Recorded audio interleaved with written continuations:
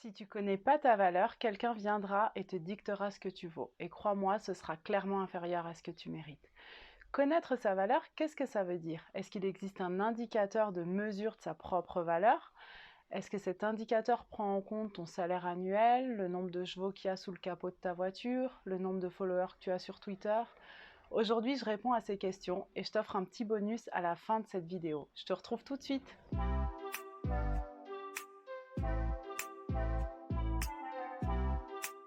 Salut, c'est Mina, bienvenue dans cette nouvelle vidéo dans laquelle on va évoquer ce que tu vaux, ta valeur.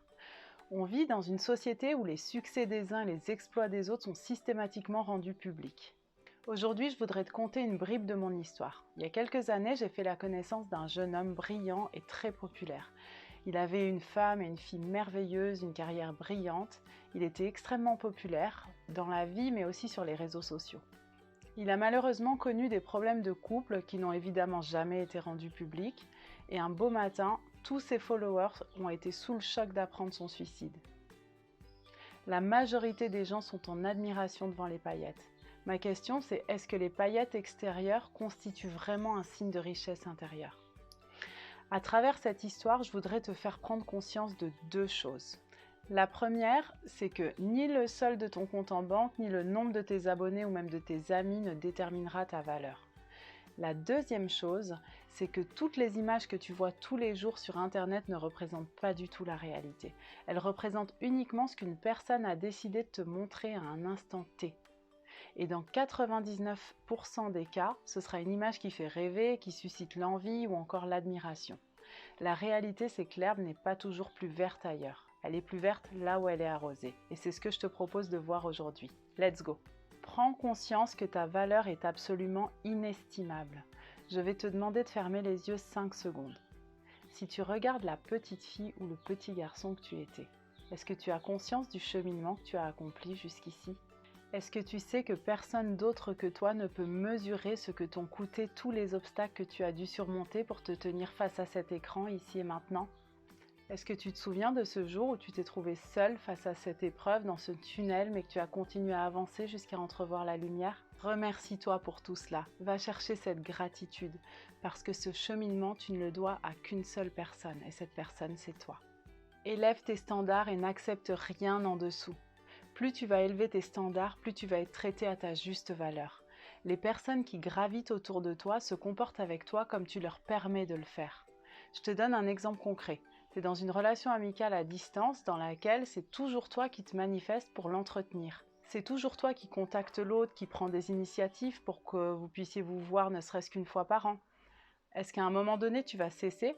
Est-ce que tu vas te demander, mais finalement, est-ce que je ne mérite pas que l'autre s'intéresse davantage à moi, qu'il prenne de mes nouvelles plus régulièrement?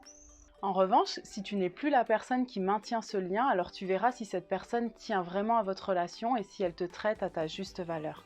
Effectivement, peut-être que tu perdras des amis en cours de route, mais la bonne nouvelle, c'est que tu seras entouré exclusivement de personnes qui te méritent et qui t'apprécieront à ta juste valeur.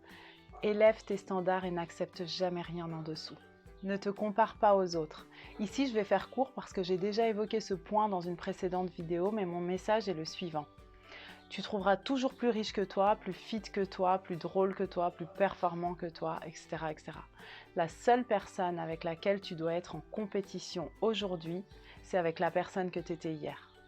Un pas après l'autre.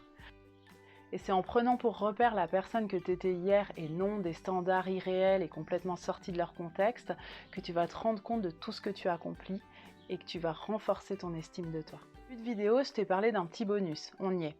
Ici, je te propose un exercice. Réfléchis aux standards que tu souhaites élever dans ta vie et mets en place une action pour chacun d'eux. Je te donne un exemple. Si tu en as marre d'accepter que ta cousine te rende visite chaque semaine sans prévenir ou sans vérifier ta disponibilité, alors trouve le fin chemin pour lui imposer ton standard. Il s'agit de ton temps et de ta vie et tu es seul à en disposer. Un autre exemple, si tu ne supportes plus que ton chef te coupe la parole sans cesse en réunion, trouve un moment où il est disponible physiquement et mentalement pour discuter avec lui de l'importance d'exprimer tes idées. Si cela s'avère nécessaire, ne manque pas de lui rappeler ton expertise dans ton métier et le fait que tu sois exactement là où tu dois être. D'ailleurs, n'hésite pas à me dire en commentaire l'action que tu as mis en place. Tu peux pas comparer ta vie privée à la vie publique des autres, tout simplement parce que ces deux éléments sont absolument incomparables. Tu auras compris que vivre la vie de l'autre juste parce qu'elle te semble belle de l'extérieur, c'est condamner ton potentiel et passer à côté de ce qui te rend unique, exceptionnel et singulier.